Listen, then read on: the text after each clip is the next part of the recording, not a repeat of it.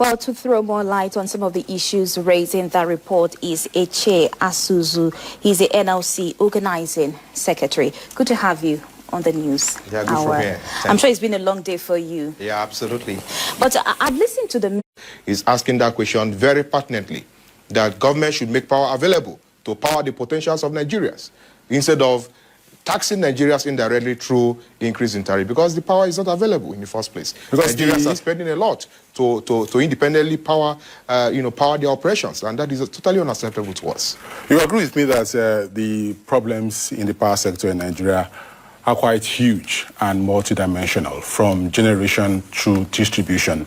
In fact, in one of the public outings of the power minister, he said Nigeria needs an investment of $10 billion US dollars for a period of 10 years to be able to sustain the industry to ensure, optimum performance. If NLC and its affiliates are saying that increment is not an option, what are other alternatives? How do government raise this money, this huge sum, to sustain the sector? The question we should be asking is what has been done with the money spent already in revitalizing Nigeria's power sector.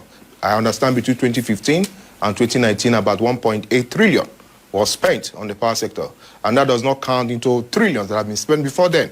How much did it take to build the Three Gorges Dam in China? And the Nigerians that generates about 22,000 megawatts. And Nigeria, we're spending trillions, and we're not seeing the results. We're generating, pumping in money. The more money, the more resources we pump in, the more darkness we get. And Nigerians are saying, no, something is fundamentally wrong.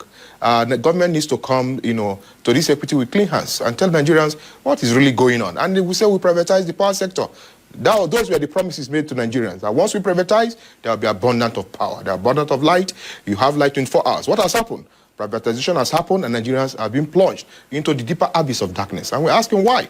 And that is the reason why the NLC and the TUC came out on the street today to say enough is enough. So let's appraise the success of these rallies today. What kind of response are you getting? We just want to send a message clearly to government that government needs to get its game right in the question of the Nigeria's power sector. I mean, we cannot go on to be mocked as a generator republic.